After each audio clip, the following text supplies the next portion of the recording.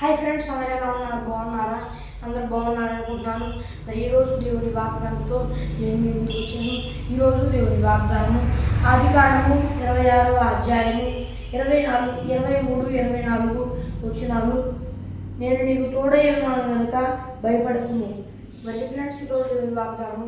మరి ఈరోజు దేవుని వాగ్దానం దేవుడు ఏం సెలవిస్తున్నాడంటే, నేను నీకు తోడై ఉన్నాను కనుక భయపడకమని దేవుడు సెలవిస్తున్నాడు. ఫ్రెండ్స్, మరి మీరు ఎలాంటి పరిస్థితుల్లో ఉండి ఈ వాగ్దానం చూస్తున్నారో నాకైతే తెలియదు, కానీ దేవుడు మీతో ఏం సెలవిస్తున్నాడంటే, నేను నీకు తోడై ఉన్నాను కనుక భయపడకము అని దేవుడు సెలవిస్తున్నాడు. ఫ్రెండ్స్, మరి దేవుడు ఏం సెలవిస్తున్నాడు విన్నారు కదా. మరి మీకు చుట్టూ ఇబ్బందికరమైన పరిస్థితులు ఉండయేమో, నాకైతే తెలియదు. ఎట్లాంటి ఆపత్కాలమైన పరిస్థితులు ఉన్నాయో, ఎట్లాంటి కష్టాల కొలిమిలో ఉన్నారో, ఎట్లా అందరూ మిమ్మల్ని హింస పెడుతున్నారో, ఎట్లా మిమ్మల్ని ఇబ్బంది పెడుతున్నారో అన్నీ దేవుడు చూస్తూనే ఉన్నాడు. భయపడవాకండి. దేవుడు ఒకే మాట మీతో సెలవిస్తున్నాడు, నా కుమారుడా, నా కుమార్తె, నేను నీకు చెప్తున్నాను, భయపడవాక, నేను నీకు తోడై ఉన్నా. నీవు వెళ్ళే ప్రతి ఒక్క స్థలంలో నేనున్నా. నీకు తోడుగా ఉండి నీకు నీ సర్వంలో చేయడానికి నా దూతని నీకు ముందుగా పంపి నేను ప్రభు చూపించి నీకు నా సహాయాన్ని అందించి ప్రభు చూపిస్తాను. భయపడవాక అని దేవుడు సెలవిస్తున్నాను. ఫ్రెండ్స్, మరి మీరు ఎలాంటి పరిస్థితుల్లో ఉండి ఈ వాగ్దానం చూస్తున్నాను నాకైతే తెలియదు, కానీ దేవుడు మీతో ఏం సెలవిస్తున్నాడు విన్నారు కదా. దేవుడు మాటకి లోబడండి. దేవుడు మీతో తోడై ఉన్నాను సెలవిస్తున్నాడు కనుక భయపడవాకమని దేవుడు సెలవిస్తున్నాడు. భయపడుతున్నారా? ఎగనైనా భయపడవాకండి, భయపడుకోము అని దేవుడు మరి 360 కాబట్టి భయపడవాకండి. ఫ్రెండ్స్, మీరు ఎలాంటి పరిస్థితుల్లో ఉండి ఈ వాగ్దానం చూస్తున్నారో నాకైతే తెలియదు, కానీ ఒక్కటే దేవుడు మీతో సెలవిస్తున్నాడు. ఏమనంటే, నేను నీకు తోడై ఉన్నాను. ఎందుకు భయపడుతున్నా? నేను నీకు తోడై ఉన్నాను కనుక భయపడకమని దేవుడు సెలవిస్తున్నాడు. కాబట్టి మీరు ఎలాంటి పరిస్థితుల్లో ఉన్నా భయపడక, జరిగక సంతోషించండి. దేవుడు మీ జీవితాల్లో అద్భుత కార్యాలు చేస్తాడు. మరి ఆనాడు ఇస్సాకుకు తోడై ఉండి ఫలాన్ని అనుగ్రహించి గొప్ప ఆశీర్వాదాన్ని ఇచ్చిన దేవుడు మరి మీకు కూడా గొప్ప ఫలాన్ని, గొప్ప అభివృద్ధిని ఇచ్చి మరి మీ జీవితాల్లో కూడా మరి ఎదుటి వారు చూసినప్పుడు వారు ఎంతో మీ విషయమై అసూయ చెందేంతగా మిమ్మల్ని ఆశీర్వదిస్తాడు. వారు ఇంకొక మాట ఏంటంటే, అసూయ చెందుతా ఏమైందో అని కొంతమంది భయపడతా ఉంటారు. అలా ఏమనదు, అలాంటి ఇబ్బందులే ఉండవు. అది కూడా గుర్తుపెట్టుకోండి. అసూయ చెందికి ఏమైద్దేమో అని అనుకుంటూ ఉంటారు. ఏమవుదు, వాళ్ళు అసూయ చెందుతానే ఉంటారు. మీరు అంతకంటే అభివృద్ధి అవుతానే ఉంటారు. భయపడవాకండి, దేవుడు మిమ్మల్ని హెచ్చిస్తాడు. భయపడవాకండి. ఇస్సాకుకు తోడై ఉన్న దేవుడు మీకు తోడై ఉంటాడు. ఆమేన్. కాబట్టి మీరు కూడా ఏం చేస్తారంటే, దేవుణ్ణి నమ్మండి, ఆయన ప్రార్థన చేసుకోండి. దేవా, ఇస్సాకు తోడై ఉన్న దేవా, నాకు తోడై ఉంటానని చెప్పింది దేవా, భయపడవాక అని చెప్పింది దేవా. నేను భయపడతలా, నా చుట్టూ ఈ సమస్యలు ఉన్నాయి, నేను నీ చేతులకు అప్పగిస్తున్నాను. ఈ కష్టాన్ని నువ్వే తీర్చు. ఇస్సాకుకి తోడై ఉండినట్లు నాకు తోడుంటావు. అతని బట్టి నీ స్తోత్రాలు. ఈ కష్టాలు నా జీవితంలో తీసేయి. వద్దు దేవా, నువ్వు నాకు అభివృద్ధిని ఇవ్వు. ఇస్సాకుకి ఇచ్చిన అభివృద్ధిని ఇవ్వబోతున్నందుకు స్తోత్రాలు. నువ్వు భయపడవాక చెప్పావు. ఇక నుండి నేను నా ముందున్న ఈ సమస్యలకు భయపడను. నీ చేతులకి అప్పగించి నీకు ఇష్టానుసారం నేను బతుకుతాను. నువ్వే ప్రతి ఒక్క సమస్యను నా నుండి తొలగించి ఇతరులు నన్ను చూసి అసూయపడే అంతగా ఆశీర్వదించి నన్ను వర్ధలు చేస్తాను. అందుని బట్టి నీకు స్తోత్రాలు ప్రభువా అని దేవునికి ప్రార్థన చేయండి. దేవుడు తప్పకుండా సాయం చేస్తాడు. ఇస్సాకు ఆయన్ని నమ్మాడు. ఆయన్ని నమ్మి అద్భుత కార్యాలను చూశాడు ఇస్సాకు గారు. మరి అబ్రహాం గారు కూడా ఆయన్ని నమ్మి అద్భుత కార్యాన్ని చూశాడు. దేవుడు ఎంతగానో ఇస్సాకు గారిని ఆశీర్వదించాడు. ఇస్సాకు గారి వంశావళిని ఎంతగానో అభివృద్ధిపరిచి వారు ఇప్పుడు ఇజ్రాయేలీలు అన్న దేశం అయ్యేటట్లు చేశాడు ఇజ్రాయెల్. మరి ఇస్సాకు గారి వంశాన్ని ఆశీర్వదించాడు దేవుడు. మీ వంశాన్ని కూడా ఆశీర్వదించి విస్తరింపజేస్తాడు ఫ్రెండ్స్. మరి భయపడవాకండి, దేవుడు మిమ్మల్ని ఆశీర్వదిస్తాడు, మీకు తోడుంటాడు, మీకు అభివృద్ధిని దయచేస్తాడు. అబ్రహాం గారు, ఇస్సాక్ గారు ఎలా నమ్మారో మీరు కూడా అలాగే నమ్మండి. దేవుడు మీ జీవితాల్లో అద్భుత కార్యాలు చేస్తాడు. నమ్ముటకి వలనకే నమ్మవానికి సమస్తం సాధ్యమని మరి ఈరోజు దేవుడు మీతో ఆయన వాక్యం ద్వారా సెలవిస్తున్నాడు. కాబట్టి దేవుడిని నమ్మండి. దేవుడు ఒకే మాట సెలవిస్తున్నాడు, నేను నీకు తోడై ఉన్నాను, భయపడవాక. నేను నీకు తోడై ఉన్నాను కాబట్టి భయపడవాక. నేను నీకు తోడై ఉండకుండా నేను నీ పక్షాన్ని యుద్ధం చేయకుండా భయపడాలి. నేను నీ పక్షాన్ని యుద్ధం చేస్తానికి నేను నీ పక్షాన్ని ఉన్నాను, నేను నీకు తోడై ఉన్నాను, నిన్ను కాపాడే వాడిని నేనే అని మరి దేవుడు సెలవిస్తున్నాడు. దేవునికి భయపడాల్సిన అవసరం లేదని దేవుడు సెలవిస్తున్నాడు ఫ్రెండ్స్.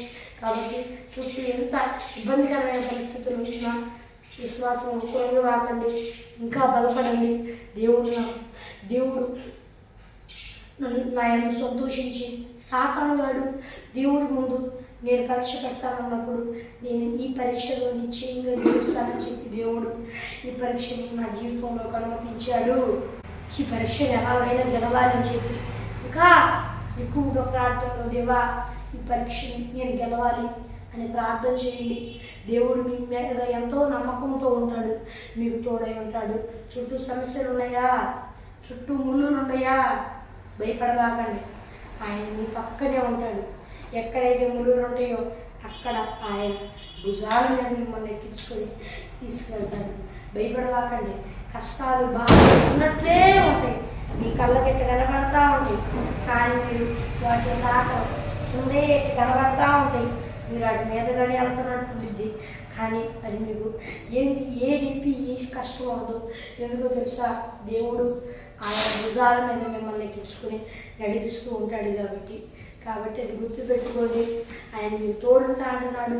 ఆయన వాగ్దానం చేసిన వాడు నమ్మదగిన దేవుడు, ఆయన గొప్ప దేవుడు. తప్పకుండా ఈ వాగ్దానాన్ని స్థిరపరుస్తాడు. ఆయన ఇంకో మాట ఏం సెలవిస్తున్నాడంటే, నా బిడ్డ ఈ వాగ్దానం ఈ రోజు వరకే కాదు, ఈ జీవితాంతం నేను ఈ వాగ్దానాన్ని ఇస్తున్నాను, స్థిరపరిచి కృప చూపిస్తాను. నేను మీకు తోడై ఉన్నా. ఇప్పుడు కూడా మీ చుట్టూ పరిస్థితులు ఇలా ఉన్నాయి, భయపడవాక. నేను నీకు తోడై ఉన్నాను మరి దేవుడు సెలవిస్తున్నాడు. నేను తోడై ఉన్నాను కాబట్టి నువ్వు భయపడవాక అని దేవుడు సెలవిస్తున్నాడు ఫ్రెండ్స్. కాబట్టి మరి మీరు ఎట్లాంటి పరిస్థితులు ఉన్నా, ఎట్లాంటి అనారోగ్యం, ఎట్లాంటి బాధ, ఎట్లాంటి చింత, ఎట్లాంటి విధమైన ఇబ్బంది ఉన్నా భయపడవాకండి. ఆయన మీకు తోడై ఉండి మీ ముందు నడిచి కంటే ముందుగా ఆయనే సకల ఆయనకి చూసి మీ ముందు ఆయన నడిచి ఎక్కడైతే కష్టాలు ఉన్నాయి అని కాడ ఆయన భుజాల మీద మిమ్మల్ని ఎక్కించుకుంటాడు. ఆయన మీ జీవితాల్లో అద్భుత కార్యాలు చేస్తాడు. ఆయన మీకు తోడై ఉండి ఎల్లప్పుడూ మీ పక్షాన్ని యుద్ధం చేస్తాడు. కాబట్టి భయపడవాకండి. ఆయన మీ ముందే నడుస్తున్నాడు ఇప్పుడు కూడా, అది గుర్తుపెట్టుకోండి. అయితే పాపం చేయకు సుమా, పాపమే చేయవాకండి. పాపం చేయకుండా ఉండాలంటే దేవుని కృప కావాలి. అయ్యా నీ కృపని మన దేవుని చూసుకోండి. ఆయనే మీకు తోడై ఉండి ఆయనే మీ ముందు మీ యుద్ధములు జరిగించి మీ కష్టాలన్నింటినీ తీర్చి ఆయన నీ ముందు నడిచి ఎక్కడైతే కష్టాలు ఉన్నాయో అక్కడ ఆయన భుజాల మీద మిమ్మల్ని ఎక్కించుకొని తీసుకువెళ్తాడు. భయపడవాకండి. మీకు చిన్న గాయం కూడా కదలదు. ఎందుకంటే ఒక నాన్న ఉన్నాడు, ఎగ్జాంపుల్గా చూసుకున్నట్లయితే ఆయన ముందు వెళ్తున్నాడు, దారి తప్పిపోకూడదు కొడుకని. ఆ సమయాన ముళ్ళు వస్తున్నాయి. అయితే ఆ నాన్నకి మరి తట్టుకోగలడు, ముళ్ళు ఏం చేయలేవు. కానీ కుమారుడు కొడుకు తట్టుకోలేడు.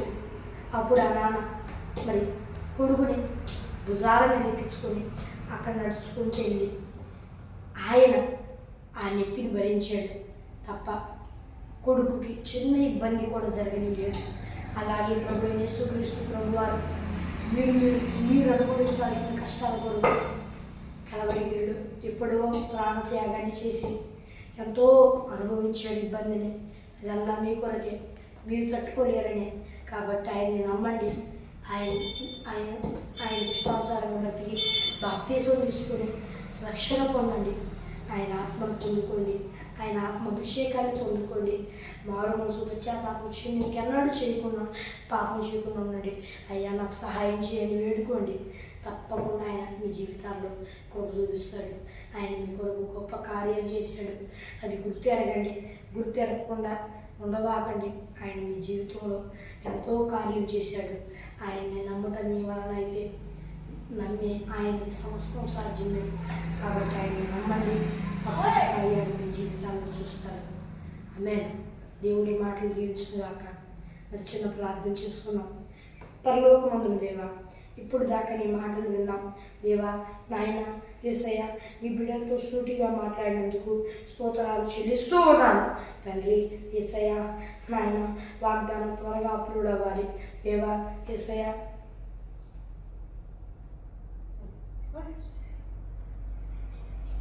దేవా యేసయ్య, మరి ఎడిటింగ్ అప్లోడింగ్ అంతా మంచిగా అవ్వాలి. మరి నీ బిడ్డలతో సూటిగా నా ద్వారా మాట్లాడినందుకు వేలాది కోట్ల స్తోత్రాలు చెల్లిస్తూ ఉన్నాను తండ్రి.